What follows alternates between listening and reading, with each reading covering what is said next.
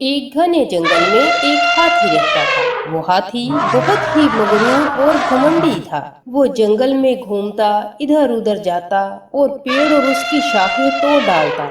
जो जो परिंदे भी उस पेड़ पर रहते उससे बहुत डरते। जब जब हाथी उन पेड़ की शाखों को तोड़ता तो उन शाखों पे बने परिंदों के घोंसले नीचे गिरकर टूट जाते। बेचारे परिंदे उसका कुछ भी नहीं कर पाते। जंगल में हर तरफ हाथी ने कोहराम मचा रखा था। शेर और बाघ भी उससे दूर ही रहते थे। जंगल के सभी जानवर उस हाथी से परेशान हो गए थे, लेकिन चाह कर भी कुछ नहीं कर सकते थे।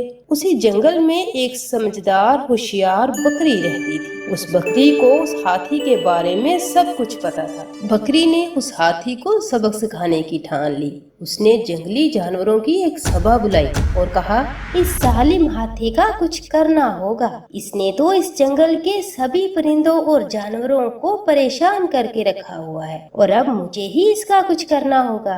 ऐसा कहकर बकरी वहाँ से चली जाती है। एक दिन बकरी उस हाथी के पास जाती है और उससे कहती है, महाराज, आपसे एक जरूरी बात करनी है। ये हमारी जिंदगी और मौत का सवाल है। हाथी ये सुनकर गुस्से से बोला, तुम कौन हो और यहाँ क्यों आए हो? भाग जाओ यहाँ से, वरना जान से हाथ धो बैठोगे। महाराज, सुन तो लीजिए, मैं इस जंगल के सभी जानवरों की तरफ से तुमसे बात करने आई हूँ। हम सभी जानवर चाहते हैं कि हमारे महाराज आप बन जाओ और इस जंगल पर राज करो। मेहरबानी करके मेरी बात मान लो और हमें अपनी खिदमत करने का मौका दो। बकरी ने बड़े ही मीठे बोलों से कहा। हाथी ये सुनकर बहुत ही खुश हो गया और उसने बड़े फख्र से अपनी सूंड को उठाकर बकरी की तरफ देखा। बकरी बोली, मैं आपको लेने के लिए आई हूँ, आप मेरे साथ चलिए। आपका राज तख्त जंगल के बीचों बीच रखा है और वहाँ सभी जानवर आपका बड़ी बेसब्री से इंतजार कर रहे हैं और अपने नए होने वाले महाराज का इंतजार कर रहे हैं। ये सुनकर हाथी बहुत ही खुश हो गया। उसका हमेशा से सपना था कि वो एक दिन इस जंगल का महाराज बने। उसने सोचा कि राजा बनना उसके लिए फख्र की बात है, इसलिए उस बकरी के साथ जाने के लिए तैयार हो गया।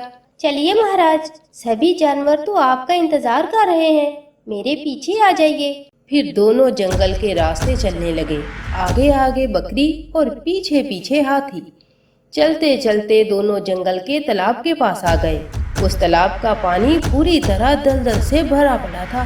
बकरी का वजन कम था, इसलिए उसे दलदल से गुजरने में ज्यादा परेशानी नहीं हुई। हाथी भी उसी दलदल से आगे बढ़ने लगा, पर हाथी का वजन ज्यादा होने की वजह से वो दलदल में फंसता चला गया। जितना वो उस दलदल से निकलने की कोशिश करता, उतना ही वो उस दलदल में फंसता जा रहा था। वो घबरा गया और बकरी से बोला, बकरी बहन, मेरी मदद करो, मैं इस दलदल में फंसता जा रहा हूँ। अब मेरे राज तख्त का क्या होगा? तुम अपने सारे साथियों को यहाँ बुलाओ, मुझे इस दलदल से निकालने के लिए। मैं तुम्हारी कोई मदद नहीं कर सकती, तुम इसी लायक हो। तुम्हें पता है तुमने जंगल में रहने वाले जानवरों और परिंदों के साथ कितना बुरा सलूक किया है। तुमने पेड़ की शाखें तोड़ी। इन शाखों पर परिंदों के घोंसले और अंडे थे जो तुम्हारी वजह से टूट गए। तुमने बेजुबान छोटे छोटे बच्चों को अपने पांव तले कुचल दिया, बड़ी बेरहमी से मार दिया। हम सब रो रहे थे, रहम की भीख मांग रहे थे, पर तुमने कुछ भी तरस नहीं खाया और अब तुम अपनी जान की भीख मांग रहे हो। मुझे तुम्हें ये बताते हुए दुख हो रहा है कि तुम कभी राजा नहीं बनोगे, पर तुम इस दलदल में डूबकर जरूर मर सकते हो। अलविदा। ऐसा कहकर बकरी वहां से चली गई और इधर हाथी धीरे धीरे इस दलदल में फंसता गया और इसकी मौत हो गई। तो इस कहानी से हमें ये सबक मिलता है कि जालिम को भी एक दिन जरूर सजा मिलती है।